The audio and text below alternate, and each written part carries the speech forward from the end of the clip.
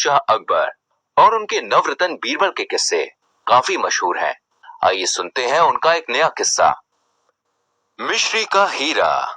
एक बार देर रात के समय बीरबल नगर के बाहर किसी गांव से होकर निकल रहा था।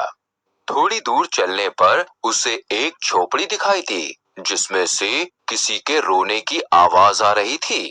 देर रात को ऐसे किसी के रोने की आवाज सुनकर बीरबल से रहा ना गया और वह झोपड़ी के पास जा पहुंचा। दरवाजा बंद था तो बीरबल ने आवाज देकर पुकारा, अरे कोई है? इस झोपड़े में कौन रो रहा है? अचानक आवाज बंद हो गई और एक वृद्ध झोपड़ी से लड़खड़ाते हुए बाहर आए और बोले, बेटा मैं ही रो रहा था, लेकिन इससे आपको क्या? बीरबल ने देखा कि वह वृद्ध काफी बुरी अवस्था में था। उसके पूरे शरीर पर झुर्रियां पड़ चुकी थीं और हाथ पैर पूरी तरह से कमजोर हो चुके थे। उसकी कमर भी झुक चुकी थी। बीरबल ने फिर पूछा, अरे चाचा जी बताइए तो क्या बात है? वह वृद्ध आदमी बीरबल के सामने अपनी समस्या बताने से थोड़ा झिझक रहा था।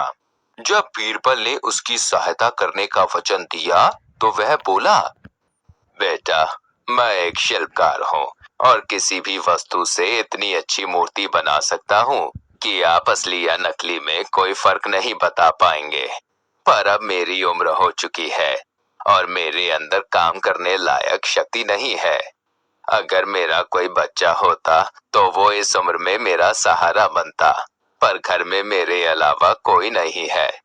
पूरी उम्र लगाकर मैंने एक एक पैसा जमा करके अपने बुढ़ापे के लिए कुछ पूंजी इकट्ठी करी थी। कुछ दिन पहले जब मुझे किसी काम से बाहर जाना था तो मैंने अपनी सारी पूंजी नगर के साहूकार के पास रख दी, पर जब मैं वापस आया तो उसने मुझे मेरा सामान लौटाने से मना कर दिया। अब मेरे पास कुछ भी नहीं बचा है। मैं 3 दिन से भूखा हूँ और भूख बर्दाश्त न कर पाने के कारण रो रहा था। बीरबल साहूकार की हरकत से आग बबूला हो उठा और उसने साहूकार को सबक सिखाने की ठानी। फिर उन्होंने सोचा कि यह अंधेरी रात है, अभी इतनी रात में इस वृद्ध की कोई मदद नहीं हो पाएगी। इसलिए बीरबल ने उस समय किसी तरह वृद्ध आदमी को आराम करने को कहा और अगले दिन अपने घर आने को कहा। वृद्ध अपनी झोपड़ी में चला गया और सुबह होने का इंतजार करने लगा। सारी रात उसे भूख के कारण नींद नहीं आई।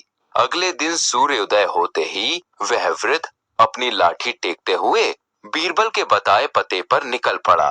बीरबल ने वृद्ध की खूब मेहमान नवाजी की, उसे खूब अच्छे अच्छे पकवान खिलवाए और नए कपड़े भी दिए।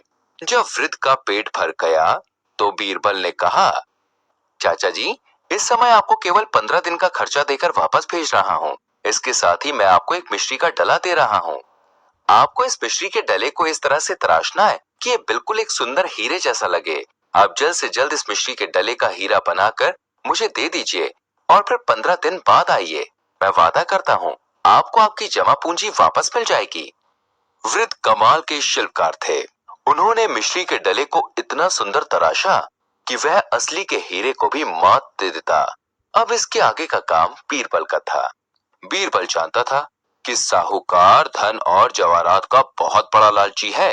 इसलिए बीरबल ने उस मिश्री के हीरे को अपनी पगड़ी में लगाया और बाजार घूमने निकल पड़ा। घूमते घूमते बीरबल जानबूझकर साहूकार की दुकान के सामने से निकला। साहूकार की नजर बीरबल की पगड़ी पर पड़ी और उसका तीर ठीक निशाने पर बैठा। साहूकार की आंखों में चमक आ गई।